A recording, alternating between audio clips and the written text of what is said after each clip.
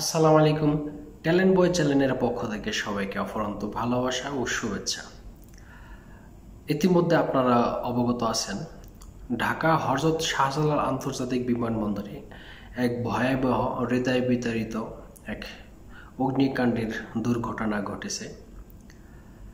গত 18 অক্টোবর 2025 ঢাকা বিমানবন্দরে ভয়াবহ আগুন। এই আগুনে শুধু জিনিস নয়, পড়ে গেছে হাজারো প্রবাসীর স্বপ্ন, কষ্ট আর ভালোবাসা।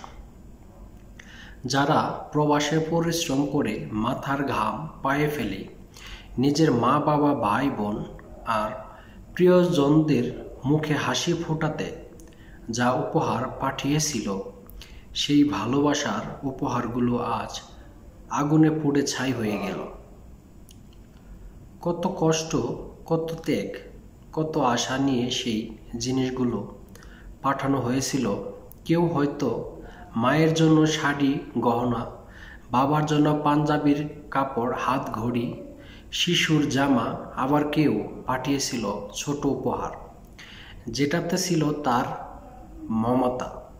কিন্তু এক মুহূর্তেই সব শেষ। আগুন শুধু জিনিস নয়, পুড়িয়ে দিয়েছে হাজারো হৃদয়ের স্বপ্নকে।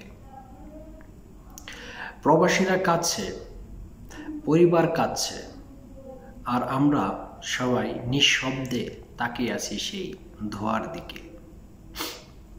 সেখানে জ্বলছে তাদের কষ্টে গড়া সুখের টুকরো টুকরো অংশ। আল্লাহ যেন সব ক্ষতিগ্রস্ত পরিবারের ধৈর্য এবং শক্তি দেন।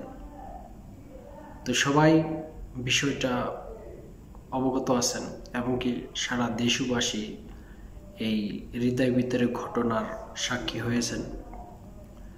তো আসলেই আমরা যারা